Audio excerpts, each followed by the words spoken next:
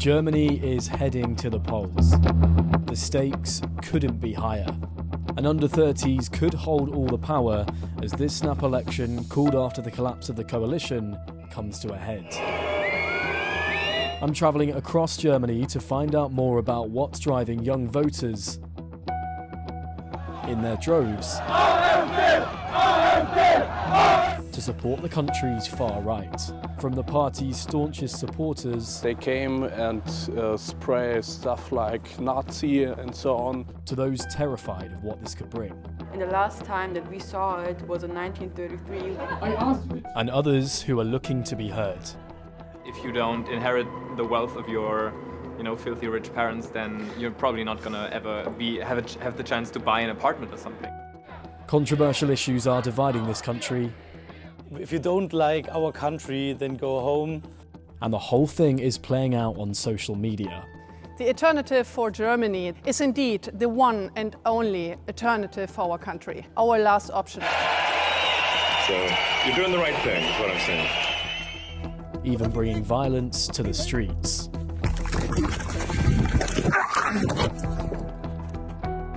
This is young, German, and voting far right.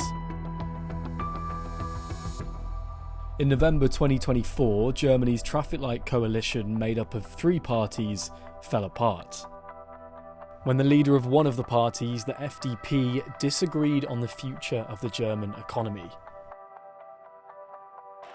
Enter the AfD. The far-right political party, led by Alice Weidel, was formed back in 2013 and has adopted a platform based on German nationalism with specific concerns over immigration. Its name, the Alternative for Deutschland, is exactly what the party wants to do: set itself apart as an alternative to what it calls the political elites. And it's working. In last year's European elections, the AfD became the most popular party amongst young Germans, with almost a third voting far right in some parts of eastern Germany. First-time voters are going to have a big impact on this election, and there are almost 2.5 million of them across Germany. And the AfD are running with it, using TikTok to pull Gen Z voters from their traditional left to the right. Videos from the party are being watched by 3 times more people than any of the other political parties combined. And big names like Elon Musk are publicly backing the party, bringing them a global attention. I started my journey in Germany's capital, Berlin. Renowned globally for its unique nightlife, divided history, and multicultural communities. It's here where back in 2015, then-Chancellor Angela Merkel welcomed almost 1 million migrants from Syria, in an act largely applauded at home and around the world.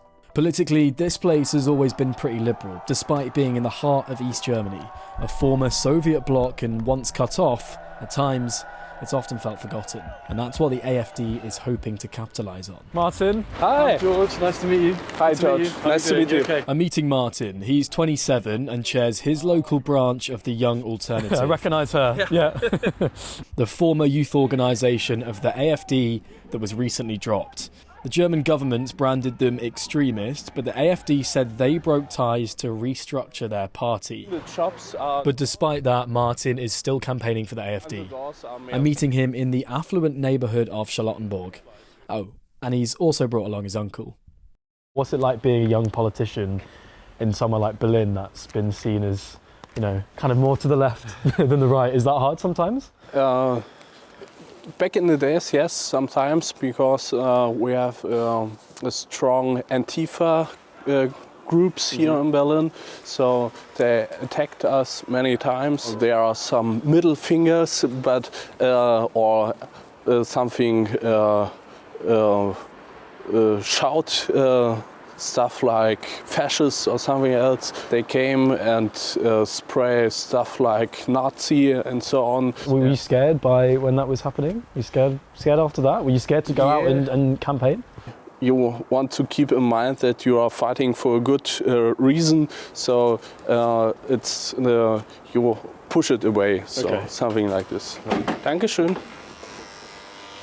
And there might be topics like migration. It's a topic that people disagree on a lot. Do you understand why some people who do disagree with AFD stance, how they feel? Sometimes people say young people and also gay people are more left and green, but not in Germany, not today. And they are really conservative, they are patriotic, and they vote for AFD. I have 2 friends, they are gay, and they lived many years in Neukölln, a part of Berlin with many Turkish people and people from other Muslim countries.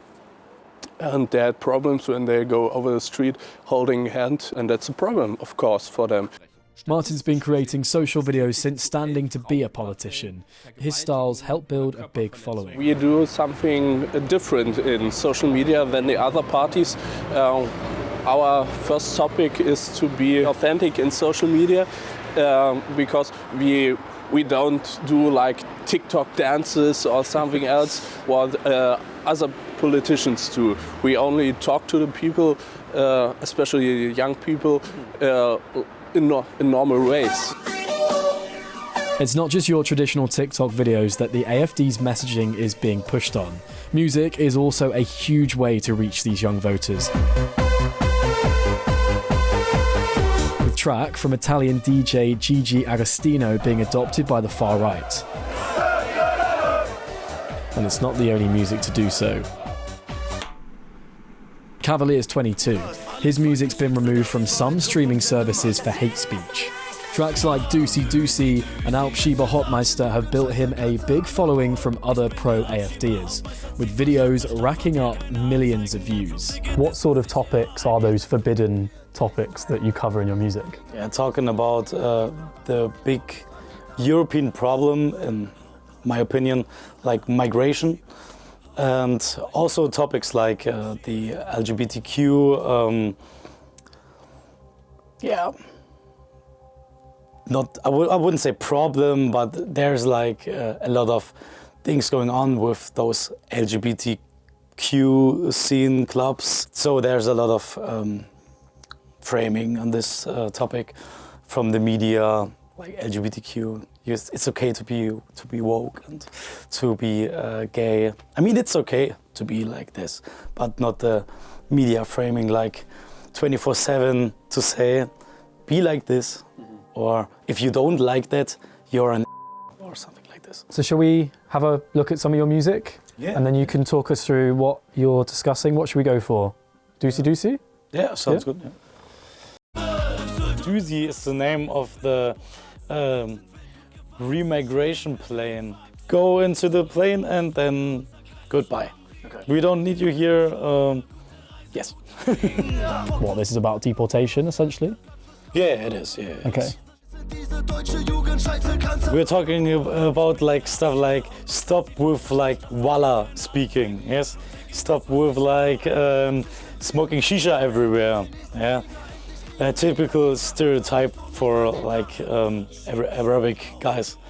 Do you understand some people might be upset if they're gay or they're from a migrant community about some of the things that you discuss? Is that kind of, I mean, how do you feel about that? Gay community or like left-wing community, they are always anti to everything what we do, because we don't have anything common. I don't think this.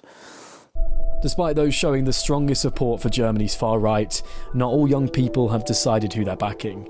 This is the centre of Berlin, where a stretch of the Berlin Wall once cut the capital in half. I'm meeting Simon and his friends for a night of stand-up comedy. Good to meet you all.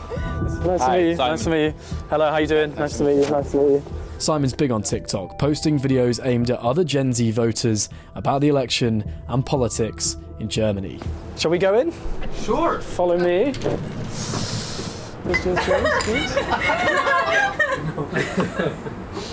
Do you know how you're all going to vote? Or are you still undecided? You really have to convince people to vote in order to stop something you don't want to happen. It feels like there's a lack of voting for something because you believe in it. I don't know, like it's very difficult, and that's I think a big problem in Germany. What sort of issues do you care about? What things are important to you at the moment? I think the most important thing for me, and I think also for a lot of young people, is social inequality. I think most, if not all, young people feel that the upwards social mobility is basically gone to zero.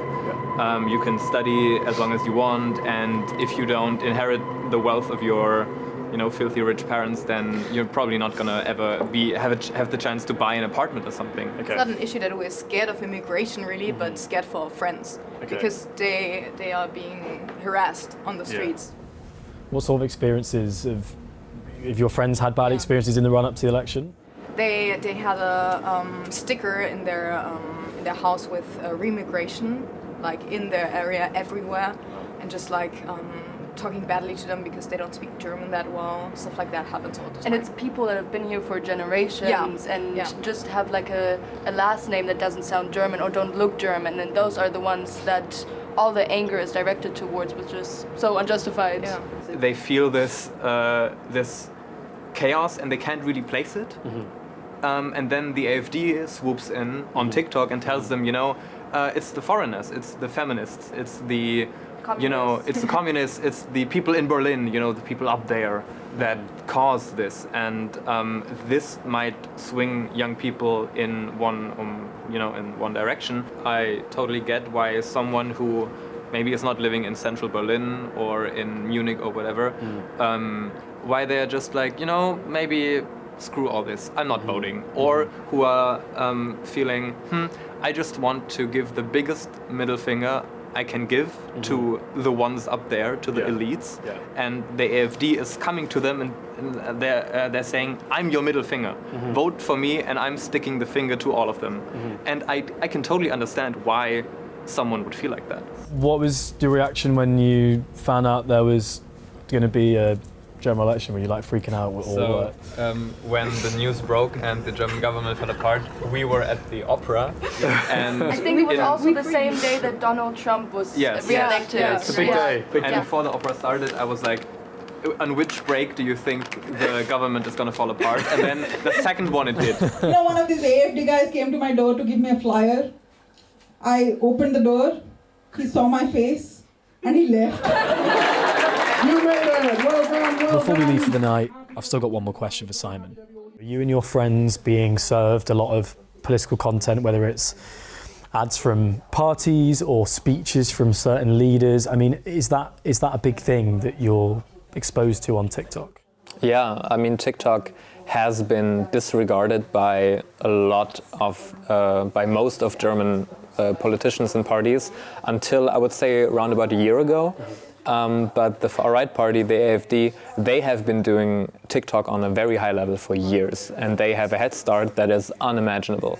They have more followers than all other parties combined. If you create a new account, how much content by the far-right party, by the AfD, and by its politicians, how much content you see compared to how much content by more left-leaning parties you see. You can't really escape it.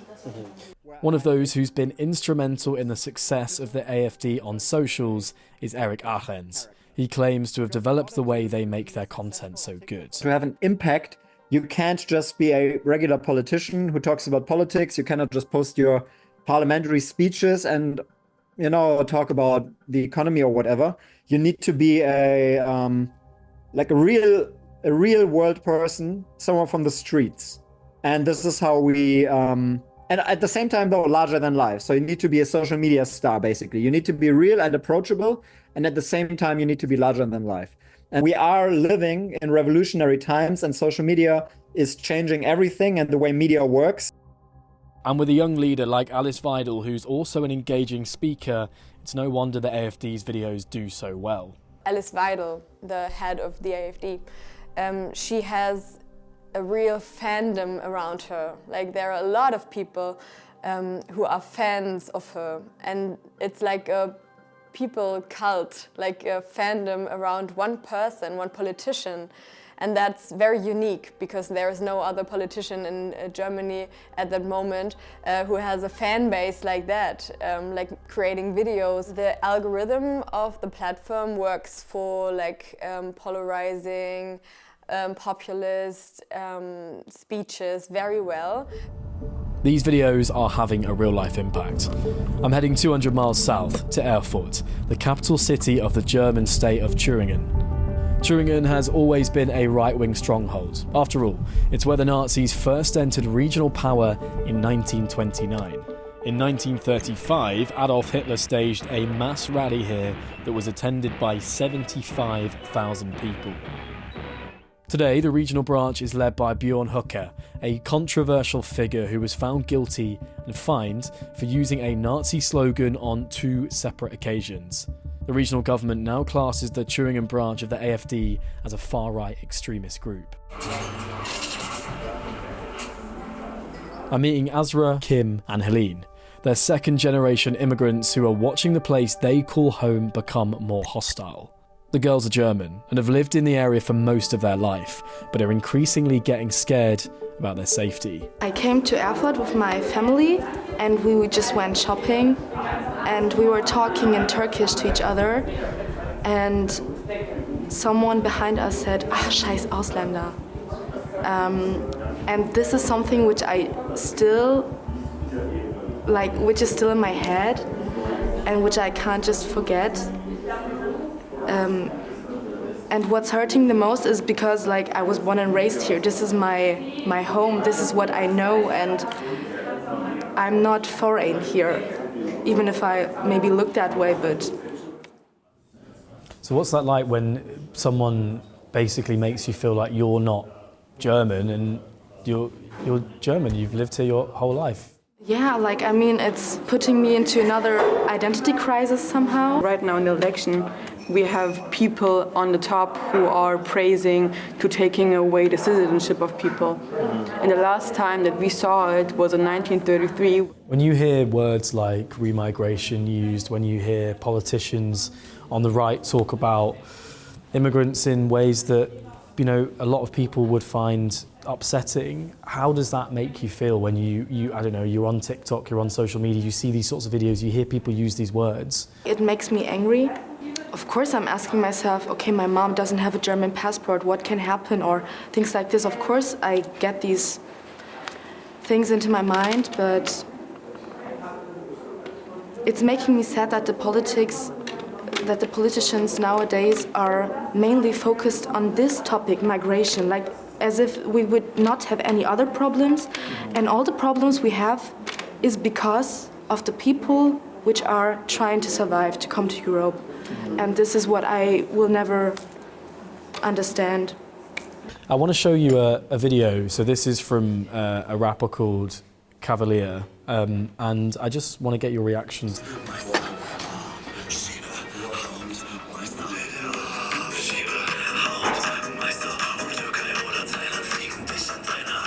How many views does this have? Almost a million. Almost a million. Oh, that's so scary. It's scary that people can take this serious. Is Germany a place that you'd want to stay living in? I mean, yes, we're fighting together. Yeah, I think it's not the question we should talk about. So I think it's more about, because this should not the answer to leave, it should the answer to find a solution for humanity, I guess. This is our home. We were born here, we lived a big part or almost our whole life here, and I don't know, why should I leave my home, or where should I go? I've come to the city of Potsdam, where one of the AfD's last pre-election events is taking place, just 2 weeks before the big day. But the counter-protests have already begun. Here, hundreds are gathering to openly show their support for the party, something that would have seemed unimaginable just 5 years ago. Backing the far right is no longer taboo. Eure Kinder! We are in the square in the middle of Potsdam where the rally is taking place, and it's kind of an unusual feel for a political event because it's a bit like a party. There's lots of loud music, lots of dancing, and unusually for an event like this, I guess, lots of young faces, and a lot of them are right behind me.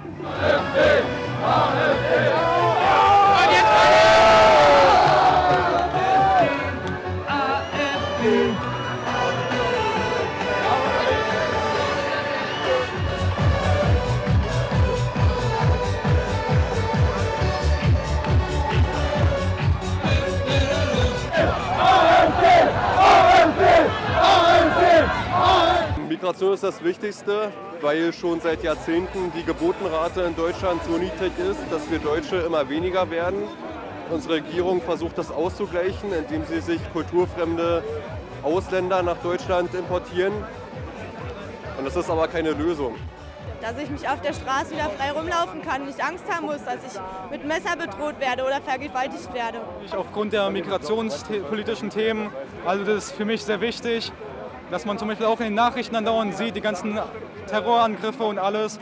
Es muss ein Ende haben. Außerdem geht es ja auch primär darum, die Ausländer rauszuschicken, die kriminell sind, die sich nicht integrieren wollen. Ich meine, für einen Auszubildenden bin ich ein gut verdienender Auszubildender, aber ich kann mir keine Wohnung leisten, weil die Migrationspolitik da im Weg steht. Ich zahle mich dumm und dämlich für eine scheiß Wohnung.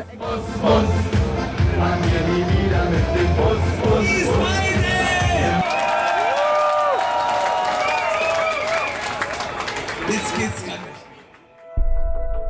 Just a day after the rally, hundreds of thousands of Germans marched in cities across the country in protest against the AfD. Whatever the results of this election, it's unlikely to bring an end to the current political division across the country, with young people on both sides determined to fight for their future. And with populism on the rise around the world, many will be watching Germany closely to see how successful the AfD could really be.